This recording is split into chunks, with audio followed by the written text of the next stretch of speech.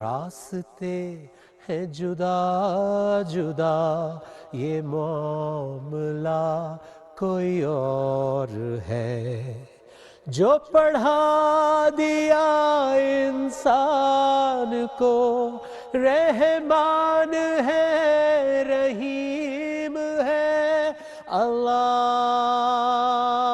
اللہ اللہ، جو پڑھا دیا انسان کو، رحمان ہے رحیم ہے، جب پاس تھی تو کتاب تھی، پڑھا دیا تو قرآن ہے، نہ تیرا خدا کوئی اور ہے، نہ میرا خدا کوئی اور ہے، یہ جو راستے ہیں جدا جدا، یہ معاملہ کوئی اور ہے، پھر عبادتوں کے ہیں سلسلے، پھر قربتوں کے یہ دور ہے، اللہ اللہ اللہ،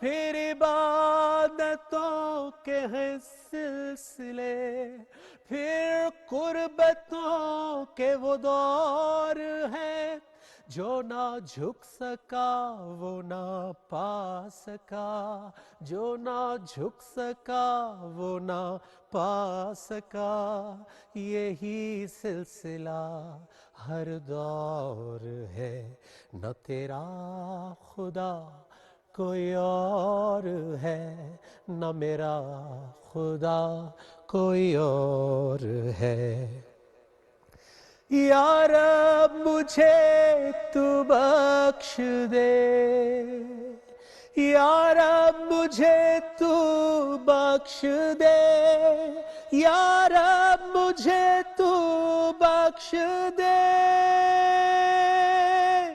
یا رب مجھے تو بخش دے، بندہ تو گناہ گار ہے، اللہ اللہ،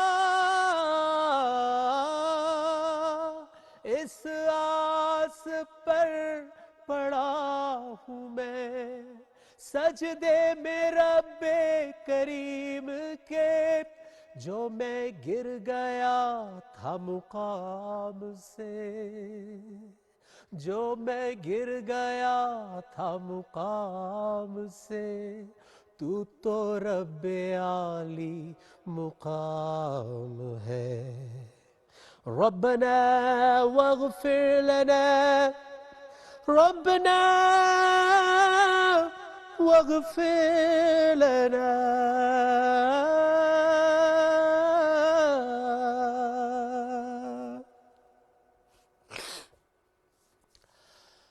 اللہ ہمارے گناہ معاف کرے، اور یہ آج مغفرت کے عشرے میں پھر میں نے کہا کہ تجدید عہد وفا کیا جائے۔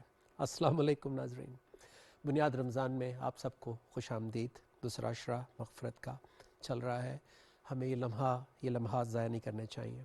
آج کا موضوع بہت بڑا ہے، اس کائنات کا سب سے بڑا معجزہ قرآن حکیم خود ہے، جو کہ اللہ کا کلام ہے، It's the word of Allah۔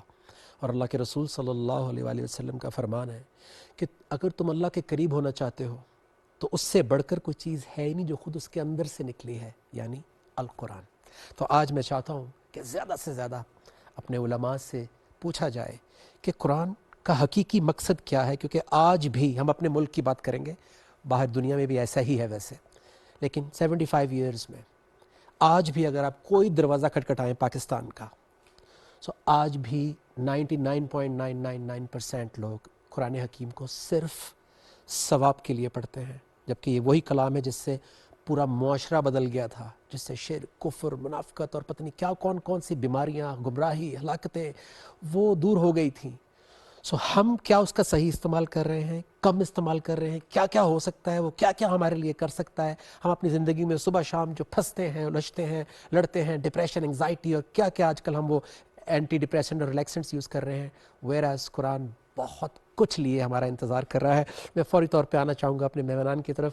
Doctor انیس احمد صاحب ہمارے ساتھ ہیں. السلام علیکم ورحمۃ وعلیکم اللہ السلام وبرکاتہ. ورحمۃ اللہ وبرکاتہ. اور پوری زندگی ان کی جو ہے وہ قرآن کے ساتھ جڑی ہوئی ہے، اور ان کی زبان سے جب بھی بات نکلتی ہے وہ قرآن ہی ہوتا ہے. اور چونکہ میں اسٹوڈنٹ ہوں قرآن کا، سو مجھے بہت مزہ آتا ہے کیونکہ ہر بات تصدیق کر رہی ہوتی ہے جو بھی میری لرننگ ہوتی ہے ہر روز. آپ کے ساتھ ڈاکٹر پروفیسر محی الدین صاحب، ڈین ہیں اسلامک اسٹڈیز کے علامہ اقبال اوپن یونیورسٹی میں، اور باہر بھی پڑھے ہیں، اور آپ کی تصانیف بھی آپ کر رہے ہیں ماشاء اللہ. سو آپ سے آج کافی کچھ سیکھنے کا موقع ملے گا، اینڈ آئی ایم شیور کہ آپ اپنی زندگی میں قرآن کے معجزات دیکھ رہے ہوں گے.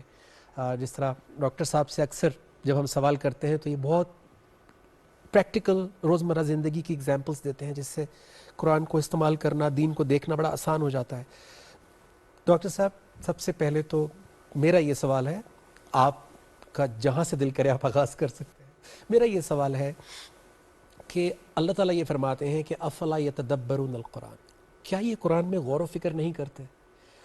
اور میرا یہ لائف کا ایکسپیرینس ہے کہ میجورٹی آف دا مسلم امہ وہ اس کو یا تو ہسٹری میں پڑھتے ہیں اللہ کے رسول صلی اللہ علیہ وسلم کے حالات کے حساب سے، یا ثواب کے لیے پڑھتے ہیں، لیکن جو ہدایت کا پہلو ہے، جو روزمرہ کی لائف کا ایک یہ نیویگیشن سسٹم ہے، جی پی ایس، وہ مسنگ نظر آتا ہے. آپ کیا کہیں گے؟ آپ کا کیا اس کے بارے میں خیال ہے؟ جزاک اللہ. دیکھیے ایسا ہے کہ کوئی بھی کتاب انسان پڑھتا ہے تو پہلے وہ جاننا چاہتا ہے کہ اس کتاب کا موضوع کیا ہے اور یہ کس کو خطاب کر رہی ہے. اگر ایک شخص فلسفے میں دلچسپی رکھتا ہے وہ ڈھونڈتا ہے فلسفے کی کتاب اور سمجھتا ہے کہ فلسفے کا مطلب کیا ہے، صحیح. کون کون سے فلسفے پائے جاتے ہیں. گویا کتاب کے حوالے سے ہمارا تصور جو ہوتا ہے بالعموم وہ تاریخی نوعیت کا ہوتا ہے. صحیح. قرآن کریم ایک عام کتاب نہیں ہے، نہ اس کی ترتیب نہ اس کے مضامین ایک عام کتاب کی طرح کے ہیں، صحیح. بلکہ یہ رب کریم کی بھیجی ہوئی وہ ہدایت ہے جو جامع اور ہمہ گیر ہے، جس کا مطلب یہ ہوا کہ یہ وقت کی قید سے آزاد ہے. سبحان اللہ. اگلی چیز یہ واضح ہونی چاہیے، وقت کی قید سے آزاد یعنی اٹس فار آل یعنی ٹائمز. ہر کتاب کے ایڈیشنز ہوتے ہیں، ریویو ہوتی ہے، سرٹن اپ ٹائم. گریڈ کی جاتی ہے، اس میں اضافے ہوتے ہیں، نئی معلومات جمع کی جاتی ہیں، لیکن یہ وہ کتاب ہے جس کے اندر وہ ہدایات جو قیامت تک کے لیے انسان کو اللہ ضرورت پیش آ سکتی ہے موجود ہے. اور میرے علم میں کوئی کتاب ایسی نہیں ہے جس کے اندر ایسا ہو کہ آپ وقت کی قید سے آزاد ہو کر کے پیش آنے والے تمام مسائل کا احاطہ کرتے ہوئے ان کا حل پہلے سے پیش کر دیں. اس لحاظ سے یہ ایک واحد کتاب ہے جس میں صلاحیت پائی جاتی ہے. لیکن اس کے ساتھ ہی کچھ چیزیں ایسی بھی ہم نے پہلے سے تصور کر لی ہیں، ایزیوم کر لی ہیں.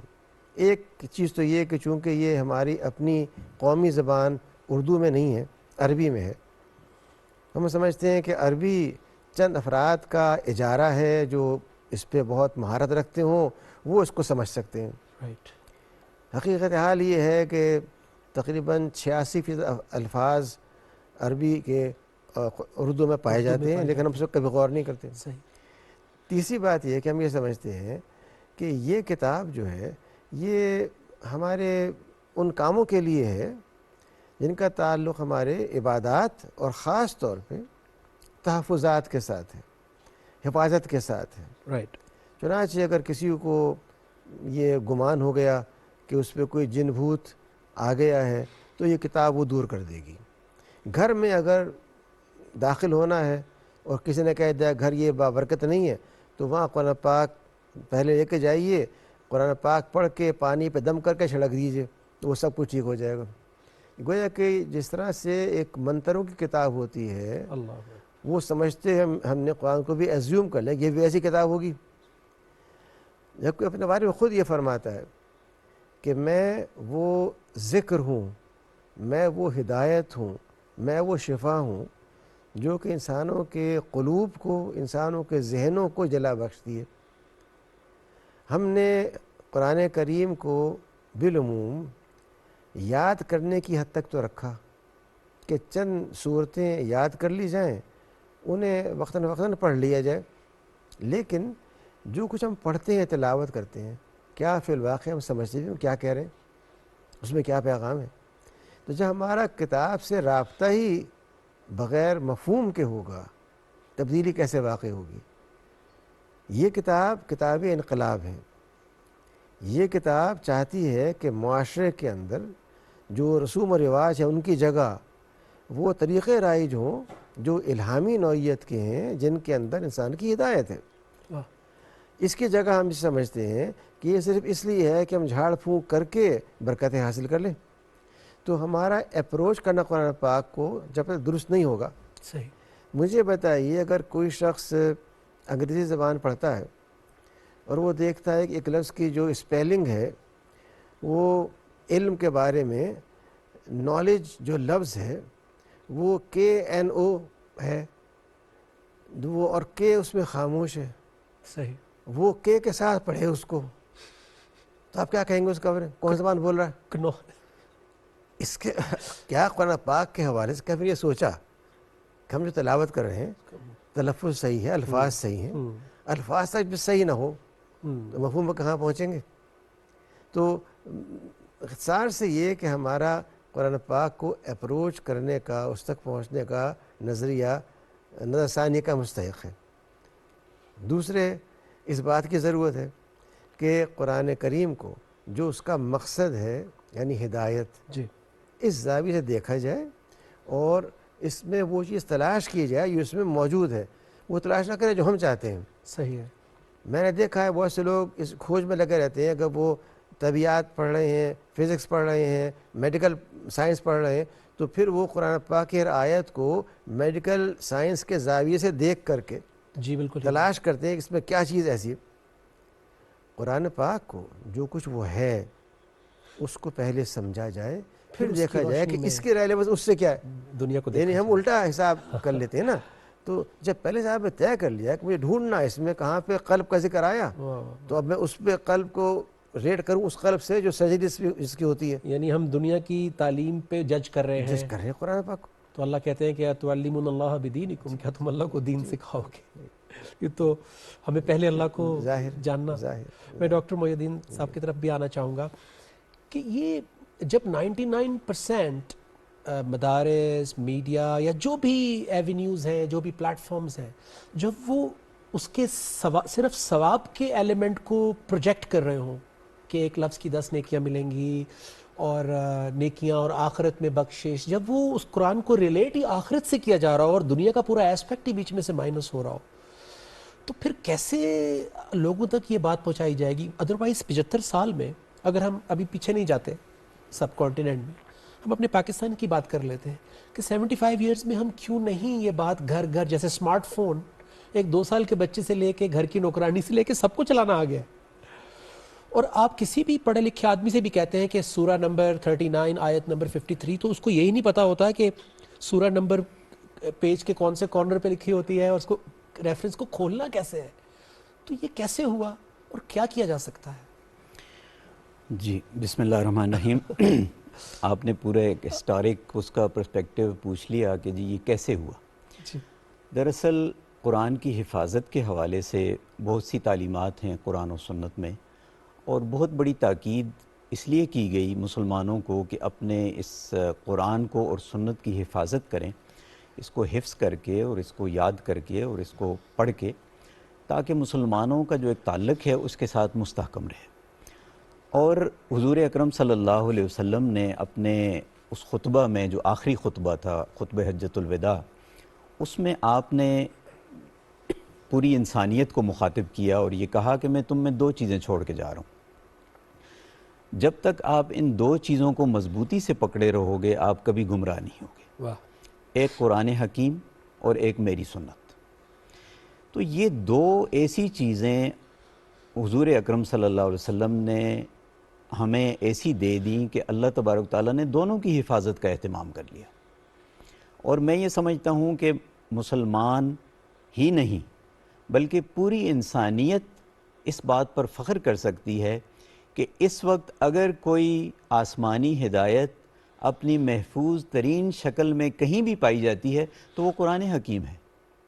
کوئی بھی اور قوم یہ دعویٰ نہیں کر سکتی کہ ان کے پاس جو کتاب ہے اور یہ سب وہ مانتے اس بھی ہیں، قدر محفوظ اور مستحکم ہے جس طرح قرآن مجید۔ یہ تو ہم سب تو مانتے ہیں۔ اگر کوئی بھی انسان آسمانی ہدایت کی طرف رجوع کرنا چاہتا ہے تو اس کے پاس کوئی آپشن اور اویلیبل نہیں ہے سوائے اس کے کہ وہ قرآن حکیم کی طرف رجوع کرے، کیونکہ ایسی کوئی ہدایت موجود نہیں۔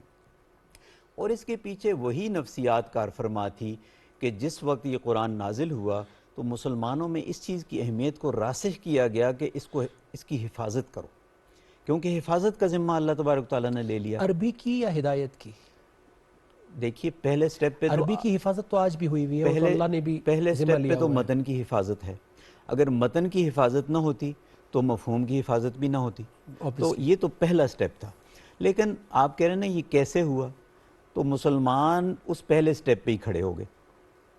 اصل تو یہ کام تھا کہ آپ اس کو محفوظ کر لیں، کیونکہ حفاظت ہی اگر نہ ہوتی تو یہ امت مسلمہ تو قرآن و سنت ہی تو چھوڑ کے گئے، تو ورنہ ایک آدھ صدی میں یہ صفحہ ہستی سے ختم ہو جاتا۔ تو مسلمانوں نے اپنی تمام تر انرجیز اس وقت اس کی حفاظت میں خرچ کر دی۔ صحیح۔ لیکن اوور دا ہسٹری اب یہ ضروری تھا کہ ہم اس کے مفاہیم کی طرف جائیں۔ مسلمانوں نے سب سے پہلے تدوین حدیث کا کام کیا، اس سے پہلے تدوین قرآن کا کام کیا، اس کے بعد پھر قرآن کی تفسیر کا کام کیا۔ اور پھر آپ یہ تو ایک کامن سینس کی بات ہے کہ بالکل یہ اسی طرح ہی ہے کہ جیسے کسی کے گھر میں کوئی خط آئے، کسی بہت ہی اس کے قریبی عزیز کا، کسی محبوب کا خط آ جائے، اور جب اس کو پتہ چلے کہ اس کے کسی محبوب کا خط ہے اور اس کو وہ چوم کر اٹھا کر اوپر رکھ لے اور اس میں کھول کر دیکھے نہیں کہ اس میں اس کے محبوب نے کیا لکھا ہے، اس سے کیا مطالبہ کیا ہے۔ صحیح ہے۔ ہمارے پاس اللہ تبارک تعالیٰ نے دو چیزیں دی ہیں، ایک کائنات ہے، ایک اس کا کلام ہے۔ کائنات مخلوق ہے، اس کا کلام مخلوق نہیں ہے، وہ اس کی صفت ہے۔ صحیح ہے۔ جس طرح آپ کے پاس کوئی مشینری آتی ہے تو اس کے ساتھ ایک مینول ہوتا ہے، ٹھیک ہے۔ وہ ہمیں یہ بتاتا ہے کہ آپ نے اس مشین کا کون سا بٹن کیسے استعمال کرنا ہے، پوری ایک اس کی استعمال کرنے کی ایک پورا میکنزم لکھا ہوتا ہے۔ ٹھیک ہے۔ اس کائنات جس کا انسان خود اس کائنات کا حصہ ہے، قرآن مجید نے آ کر ایک مینول کی طریقے پر ہمیں بتایا کہ آپ نے اس کائنات میں کیا کرنا ہے۔ سب سے پہلے ایک ورلڈ ویو دیا، ایک عالمی تناظر دیا، یہ بتایا کہ اس کائنات کا خالق کون ہے، پھر اس کائنات میں انسان کی حیثیت کیا ہے، اس کا رول کیا ہے، اس کا کردار کیا ہے، انسان کا خالق سے کیا تعلق ہے، انسان کا اس کائنات کے ساتھ کیا تعلق ہے، خود انسان کا دوسرے انسان کے ساتھ کیا تعلق ہے۔ تو یہ تمام جو فنڈامنٹل کوسچنز ہیں جو کسی بھی انسان کا ایک ورلڈ ویو ڈیزائن کرتے ہیں، یہ سب ہمیں قرآن کے مطالعے سے ملتے ہیں۔ اب میں ڈاکٹر انیس احمد صاحب آپ سے ایک سوال کرنا چاہوں گا کہ کیونکہ میں چاہتا ہوں کہ میں وہ سوالات کروں جن پر ہم پھنسے ہوئے ہیں، آسان لفظوں میں جن سے ہم آگے نہیں بڑھ پا رہے۔ اب قرآن حکیم میں اللہ تعالیٰ کہتے ہیں کہ الذین آتیناہم الکتاب یتلونہ حق تلاوتہ، کہ جنہیں ہم نے کتاب عطا کی ہے وہ اس کو اس طرح پڑھتے ہیں جیسا کہ پڑھنے کا حق ہے۔ اچھا، سوسائٹی میں دیکھتے ہیں تو ہم نے قرأت کے کمپٹیشن کرنے شروع کر دیا، جو کہ بہت اچھی بات ہے، خوبصورت تلاوت ہوتی ہے، دل کو اچھا لگتا ہے، لیکن کیا یہی ہے حق تلاوت کا صرف کہ اس کو خوبصورت انداز میں قرأت کی جائے یا کچھ اور بھی ہے؟ قرآن پاک اس کا جواب خود فراہم کرتا ہے، اور وہ یہ کہتا ہے کہ اہل ایمان وہ ہیں جو اس قرآن کو سنتے ہیں یا پڑھتے ہیں تو ان کے قلوب جلا پا جاتے ہیں اور ان کی آنکھیں تر ہو جاتی ہیں اور ان پہ کپ کپی طاری ہو جاتی ہے۔ گویا سبحان اللہ۔ جو نزول قرآن کی کیفیت ہے کہ جب قرآن نازل ہوا علیہ السلام کے قلب کے اوپر، تو جو کیفیت آپ کی تھی، جب تک اس کتاب کو پڑھتے ہوئے آدمی تصور نہ کرے اس کیفیت کا، تو کتاب کیسے متاثر کرے گی؟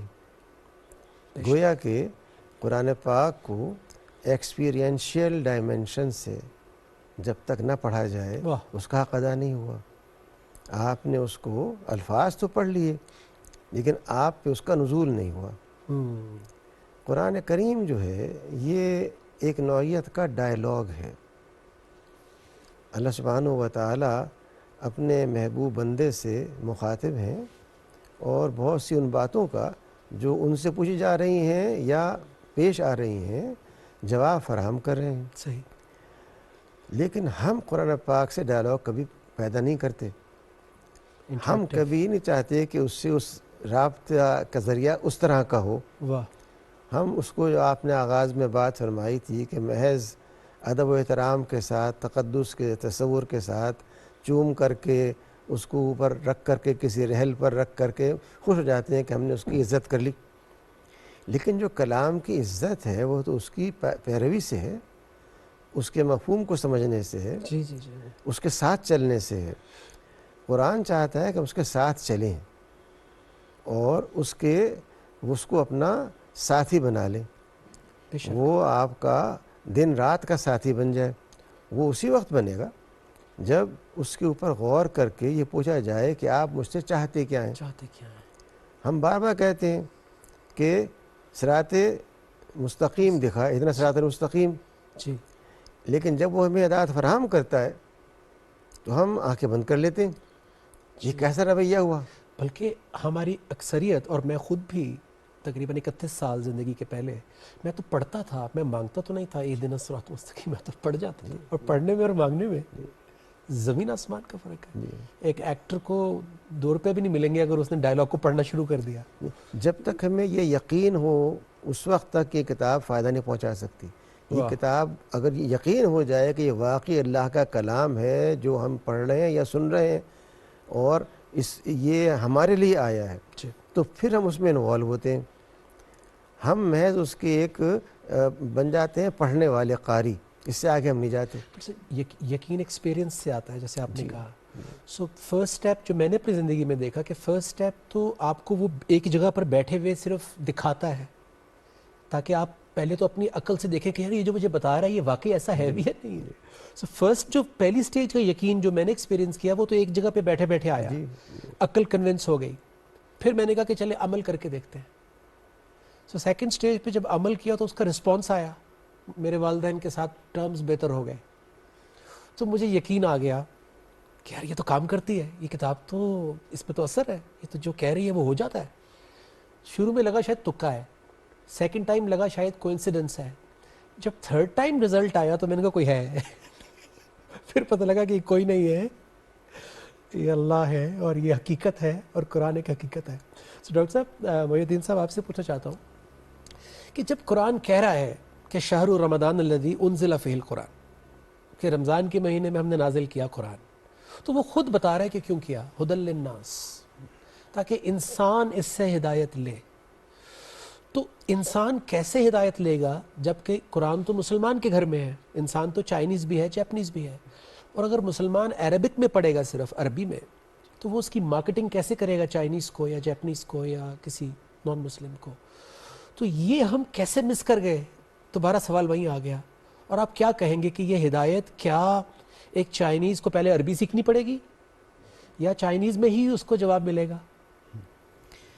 دیکھیے، قرآن کتاب ہدایت ہے اور امت مسلمہ جو ہے وہ امت دعوت ہے. سبحان اللہ.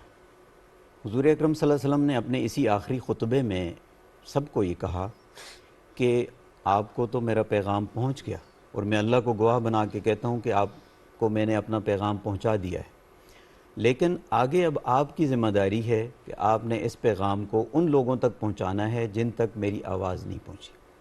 تو یہ امت دعوت بھی ہے. اس امت کی ذمہ داری ہے کہ وہ اس پیغام کو آگے پہنچائیں، اس کے علوم کو آگے پہنچائیں اور اس ہدایت کے پیغام کو آگے پہنچائیں. جو آپ نے بتایا کہ جی ہدایت ہے، تو یہ کیسے ہدایت ہے؟ تو قرآن خود اس کی وضاحت کرتا ہے کہ ھدی للمتقین، یہ ہدایت ہے ان لوگوں کے لیے جو حق کے متلاشی ہیں.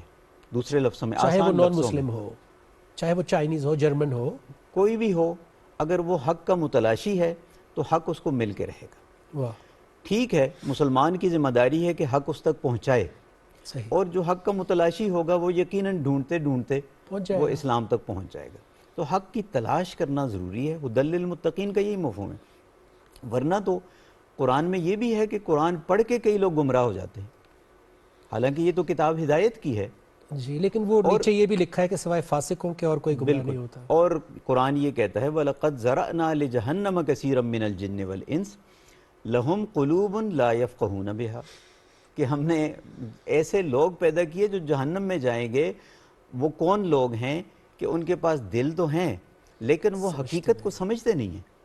لَهُمْ أَعْيُنٌ لَا يُبْصِرُونَ بِهَا، ان کے پاس آنکھیں تو ہیں بصیرت لیکن حقیقت نہیں دیکھتی۔ وَلَهُمْ آذَانٌ، ان کے پاس کان ہیں، لا يَسْمَعُونَ بِهَا، وہ لیکن ان سے حقیقت کو نہیں سنتے۔ أُولَئِكَ كَالْأَنْعَامِ بَلْ هُمْ أَضَلُّ، وہ لوگ تو چوپایوں کی طرح ہیں بلکہ ان سے بھی بدتر ہے۔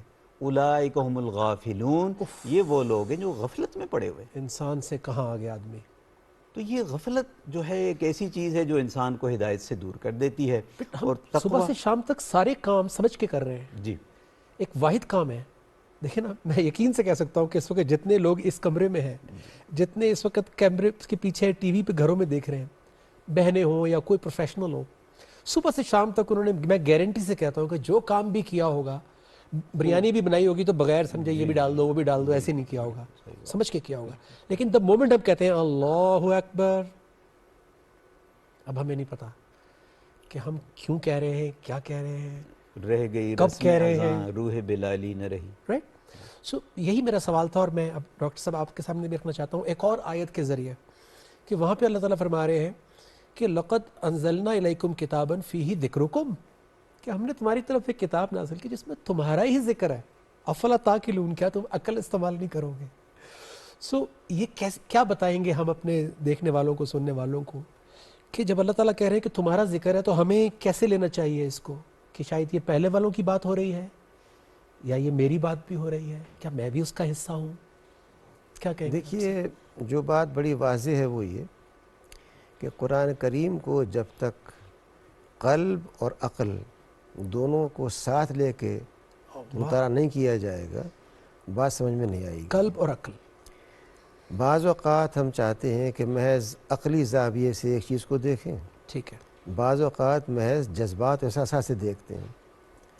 قرآن کریم جو بھی آیت پڑھی گئی، لَهُمْ قُلُوبٌ لَا يَفْقَهُونَ بِهَا، یعنی سوچنے کا کام تو، وہ کام تو کوگنیٹیو اسپیکٹ ہے نا، یہاں وہ قلب سے وابستہ ہو گیا۔ یہاں یہ کہا جا رہا ہے کہ ان کے قلب ہے لیکن وہ سوچتے نہیں، تفقع نہیں کرتے۔ تو یہ دو الگ چیزیں جب تک رہیں گی اس وقت تک ہم اس کو صحیح طور پہ سمجھ نہیں سکتے۔ اس لیے قلب و دماغ دونوں کو استعمال کرتے ہوئے اس کو ہمیں سمجھنا ہوگا۔ دوسری بات یہ کہ جب ہم کہتے ہیں کہ ہدایت، تو خیال یہ ہوتا ہے کہ ہدایت اس بارے میں ہے کہ ہم نماز کس وقت پڑھیں، کس طرح پڑھیں، جبکہ ہدایت کا مطلب یہ ہے کہ اگر مجھے گھر بسانا ہے تو کس قسم کی خاتون سے مجھے شادی کرنی چاہیے، واہ، اولاد کی خواہش ہے تو بچے کس نوعیت کے ہوں، ان کے بارے میں کیا دعا کروں، صالحیت کی یا کسی اور چیز کی۔ اگر مجھے کوئی کاروبار کرنا ہے تو میں ناپ تول کس نوعیت کا کروں۔ اگر مجھے کوئی صنعت قائم کرنی ہے، حدید کا ذکر ہے، تو صنعت جو میں قائم کروں گا لوہے کی، اس کے اندر مجھے کوالٹی کیا ڈیلیور کرنی ہے۔ واہ، اس کے 10 گریڈ ہوتے ہیں نا ہر دھات کے، میں نے وعدہ کیا ہے ان سے فلاں گریڈ دینے کا، اتنے گیج کا، اس میں 1 مائکرو ملی میٹر کی میں نے کمی کر دی اور بہت سے پیسے بچا لیے اپنے۔ تو یہ جو میں نے کیا ہے، یہ اس کی ہدایت کیا ہے قرآن کے اندر؟ اگر میں معاہدہ کر رہا ہوں کسی قریبی ملک کے ساتھ، اس کی شرط کیا ہونی چاہیے؟ جو میں نے خود معاہدہ اللہ سے کیا ہے بندگی کا، اس کے مطالبات کیا ہیں؟ کیا بات ہے، مجھے کس طرح سے اپنے معاشرے کو، نفرات کو جو مفلوق الحال ہیں، پریشان ہیں، بیمار ہیں، یتیم ہیں، جو بیوائیں ہیں، جو امراض مبتلا ہیں، ان سے کس طرح سے پیش آنا ہے، ان کا حق مجھ پہ کیا ہے؟ جب قرآن پاک یہ کہتا ہے کہ تمہارے اموال میں ان کا حق رکھ دیا گیا، تو اس کا مطلب کیا ہے؟ اگر میں کسی کو 2 پیسے دے رہا ہوں تو کیا میں اس پہ احسان کر رہا ہوں؟ کیا ہدایت ہے اس کے بارے میں؟ اسے کس طرح دیا جائے؟ جب آپ کسی کو 2 پیسے دیتے ہیں یہ جانتے ہوئے دیتے ہیں کہ آپ اس سے برتر ہیں، وہ آپ سے کمتر ہے، اور آپ اس کے اوپر وہ پیسہ ایسے ہی حوالے کر دیا ہے، پھینک دیا۔ جی جی جی جی قرآن یہ کہتا ہے کہ جو تمہارے پاس پیسہ ہے یہ تمہارا نہیں ہے، یہ اس شخص کا تھا جو تمہارے اموال میں ہم نے اس کا حق رکھ دیا تھا پہلے سے، یہ اس کا حق ہے، اس کو دے رہے ہو، بے شک۔ اس پہ احسان نہیں کرے۔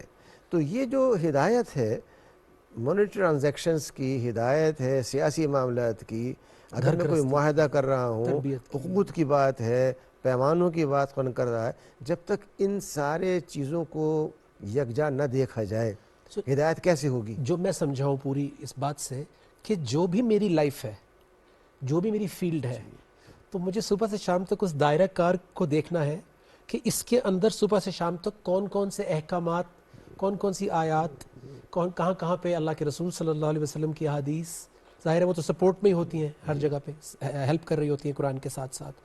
سو یوں پھر مجھے اپنا پورا دائرہ کار دیکھنا پڑے گا کہ اگر میں باپ ہوں تو میری کیا ریکوائرمنٹ ہے اللہ کی نظر میں، بیوی ہوں تو کیا ہے، ہسبینڈ ہوں تو کیا ہے، بچہ ہوں تو کیا ہے، پروفیشنل ہوں تو کیا ہے۔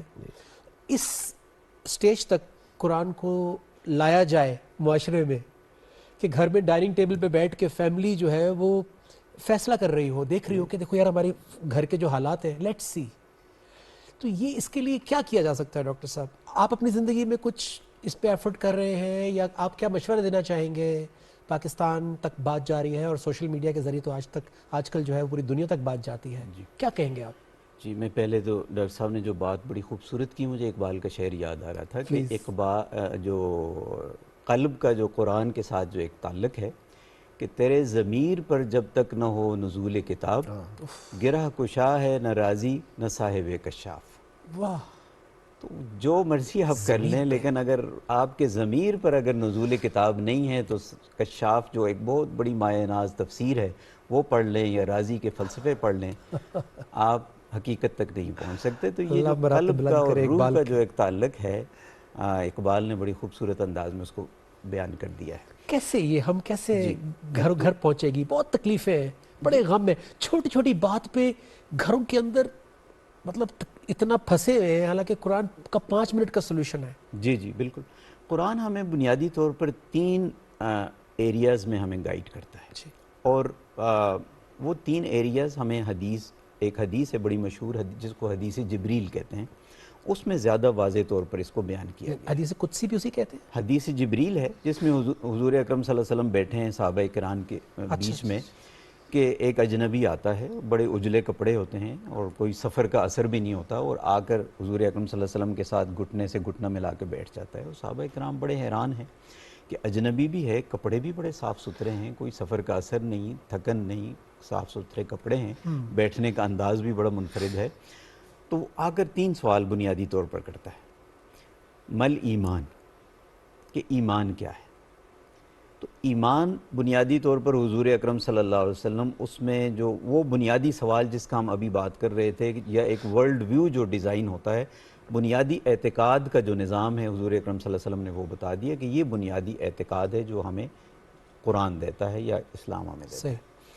اس کے بعد پھر ضروری احکام ہیں، ارکان اسلام ہیں، اور ضروری احکام ہیں جو قرآن مجید نے ہمیں واضح طور پر بتا دیے ہیں کہ آپ کے بے و شراء کے کیا مسائل ہیں، خرید و فروخت کیسے کرنا ہے، دوسرے جو معاملات ہیں، نکاح طلاق کے کیا مسائل ہیں، یہ ہمیں واضح طور پر بتاتا ہے۔ ٹھیک ہے۔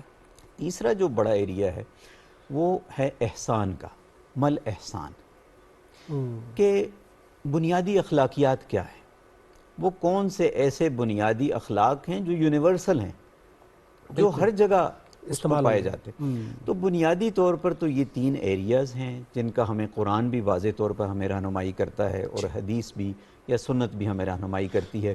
اس کے علاوہ جتنے بھی تمام معاملات ہیں اس میں ہمیں اسلام یہ بتاتا ہے کہ اس کے لیے آپ نے اجتہاد سے کام لینا ہے۔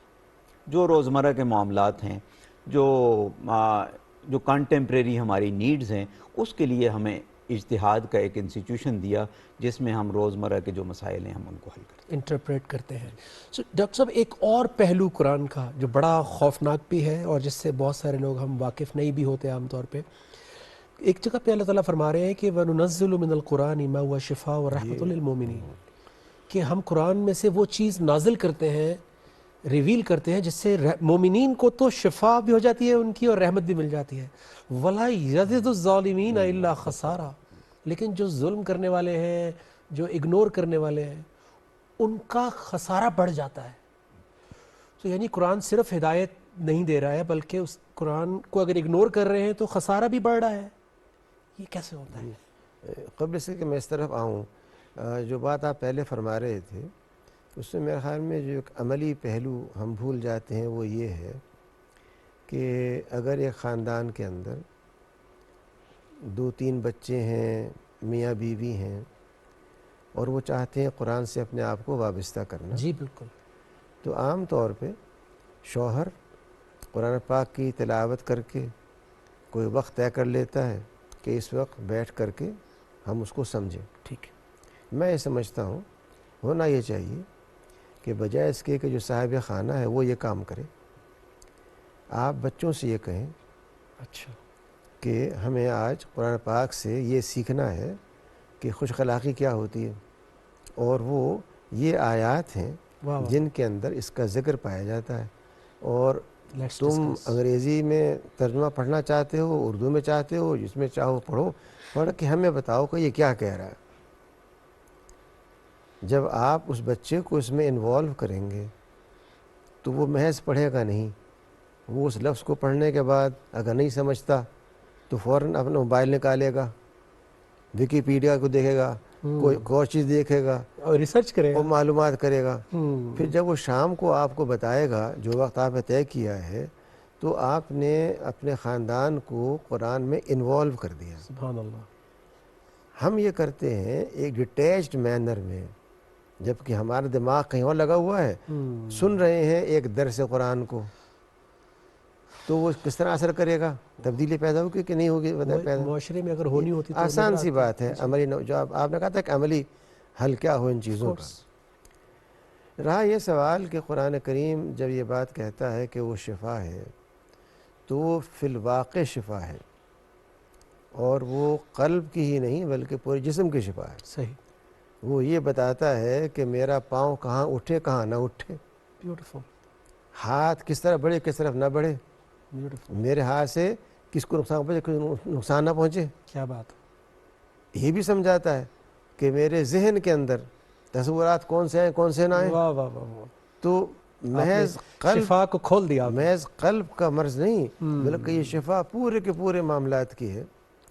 اور جو امام غزالی بھی یہ بات کہتے ہیں کہ جو روزے کے آداب ہیں اس کے اندر اگر وہ آدمی اپنی زبان کی احتیاط نہیں کر رہا, آنکھ کی نہیں کر رہا, شرمگاہ کی نہیں کر رہا, کان کی نہیں کر رہا, قلب کی نہیں کر رہا, تو اس کا روزہ پھر کس طرح کا روزہ ہے؟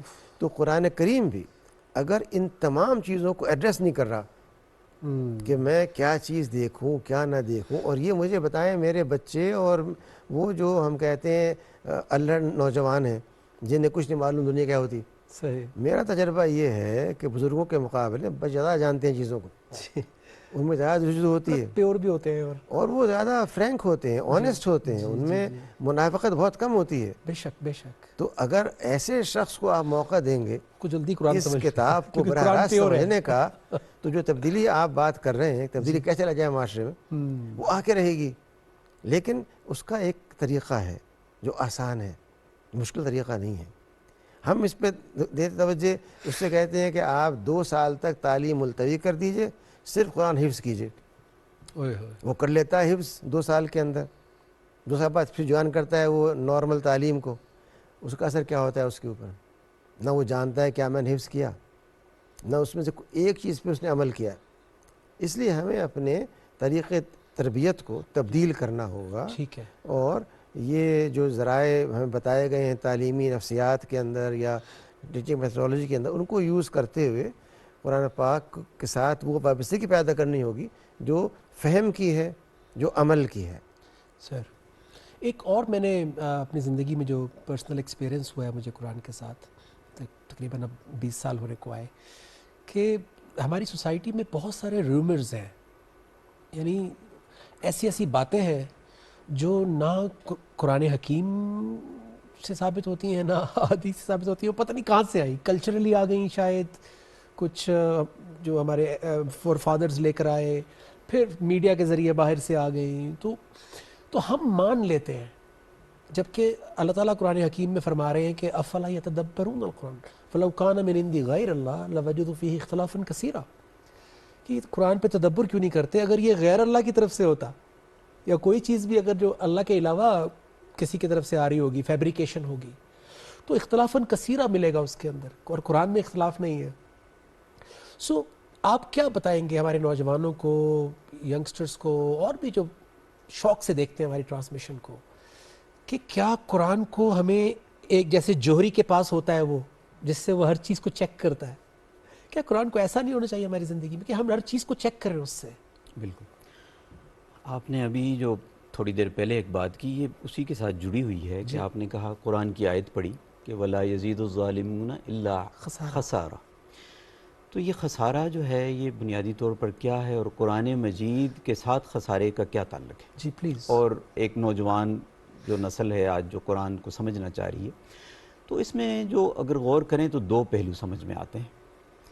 ایک تو یہ ہے کہ قرآن حکیم کے ساتھ جو ہم نے کہا کہ ھدی للمتقین ہے، متقین کے لیے ہدایت ہے، اور اس آدمی کے لیے جو قرآن میں حق کا متلاشی نہیں ہے بلکہ اپنے نفس کی خواہشات کا پیروکار ہے، تو اس کے لیے تو قرآن کہتا ہے کہ ختم اللہ علی قلوبہم، کہ اللہ تبارک و تعالیٰ نے اس پر مہر لگا دی، اولئک الذین طبع اللہ علی قلوبہم واتبعوا اہواءہم، کہ انہوں نے اپنی خواہش نفس کو اپنا خدا بنا دیا ہے، اس لیے ان کے قلوب پر تو مہر لگ گئی، کیونکہ وہ حق کو حق کے پس منظر میں یا اس کے کانٹیکس میں دیکھنا ہی نہیں چاہ رہے۔ ٹھیک ہے۔ ایک جو دوسری چیز ہے، یہ تو وہ لوگ ہیں جو بدنیت ہیں، لیکن کچھ اچھے نیت والے لوگ بھی، کچھ نادان دوست بھی جو ہوتے ہیں وہ بھی نقصان اٹھاتے ہیں، وہ خسارہ میں وہ بھی آ جاتے ہیں۔ صحیح ہے۔ آج کل ہمیں یہ دیکھنے میں آتا ہے۔ قرآن اس کی طرف بھی ہمیں رہنمائی کرتا ہے، اور یہ کہتا ہے کہ قرآن کو ایک ہولسٹک ویو میں دیکھنے کی ضرورت ہے۔ قرآن ان لوگوں پر وعید کرتا ہے کہ الذین جعلوا القرآن عضین، جو قرآن کو پیسز میں لے کے چلتے ہیں۔ آج ہمارا ایک المیہ یہ ہے کہ ایک سٹیج پر ایک صاحب بیٹھے ہیں، وہ ایک فرقے کو کافر قرار دے رہے ہیں اور قرآن کی آیت پڑھ رہے ہیں یا حدیث پڑھ رہے ہیں، اسی وقت دوسرے کسی سٹیج پہ کوئی دوسرے صاحب بیٹھے ہوئے ہیں، وہ بھی قرآن کی آیت پڑھ رہے ہیں یا حدیث پڑھ رہے ہیں، اور دوسرے اس فرقے کو کافر قرار دے رہے ہیں۔ نفرت پھیلائی جا رہی ہے، اور آیتیں قرآن کی پڑھی جا رہی ہیں یا حدیث کوئی پڑھی جا رہی ہے۔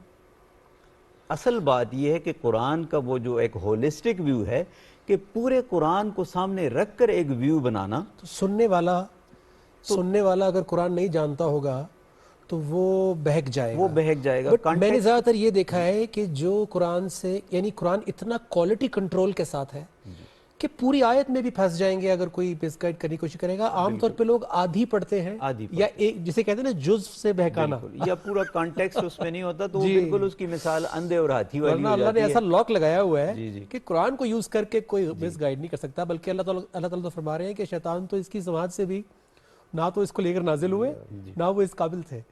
ڈاکٹر صاحب آخری میسج ہے، کیا بچوں کو آپ تلقین کرنا چاہیں گے؟ کوئی بھی دل سے آپ۔ بہت چھوٹی سی بات جی، کہ وہ صرف قرآن کریم کی 3 یا 5 آیات ٹھیک ہے، ترجمے کے ساتھ یہاں سے آغاز کریں۔ روز پڑھیں، واہ واہ واہ، اور وہ اپنے والدین کو بتائیں کہ اس میں ہمارے لیے کیا پیغام ہے۔ بیوٹیفل، کیا بات ہے۔ تو یہ آج کا لب لباب یہ ہے کہ سارا کا سارا ڈاکٹر صاحب نے کوٹ میں ڈال دیا ہے بچوں کے، ینگسٹرز کے، کہ یو ٹیک دا چارج۔ آپ آج کل سمارٹ فون ریسرچ بھی کرتے ہیں، اپنی روزمرہ کی لائف سے ریلیٹ کریں قرآن کو، ساتھ بیٹھ کے گھر میں اپنے والدین کے ساتھ ڈسکس کریں کہ اللہ تعالیٰ کیا کرنا چاہ رہے ہیں، کیا کہتے ہیں۔ Sir thank you very much. Time کا پتہ چلا؟ نہیں پتہ چلا نا، لیکن اس کا مطلب ہے ڈسکشن بہت ہی نہیں ماشاءاللہ انٹرسٹنگ رہی، الحمدللہ، اور بڑی فاسٹ ہوئی، اور بڑا کچھ ہم نے کور کیا۔ ہم نے ثواب کور کیا، ہم نے ہدایت کور کی۔ جی میں نے کہا اس ٹائم پہ تھوڑا روزے کا اثر ہوتا ہے، باقی تو نہیں بہت آپ پتہ نہیں چل رہا تھا۔ یہ تو انرجی لیول ایمان افروز بات ہوتی ہے، چارج بڑھا دیتی ہے آپ کا۔ صحیح بات۔ سو ہم نے بڑا کچھ کور کیا۔ ہم نے وہ تلاوت کے اوپر بات کی، وچ واز ویری امپورٹنٹ۔ ہم نے ثواب پہ بات کی، اور ہم نے خسارے اور اس پہ بات کی. ہم نے حدل الناس پہ بات کی کہ چائنیز جیپنیز. جی ہم نے یہ جو آپ نے اینڈ میں بڑا اچھا بول دیا کہ وہ جو لوگ پیسز نکال کے امامہ ہے تیرا منبر تیرا عرش بری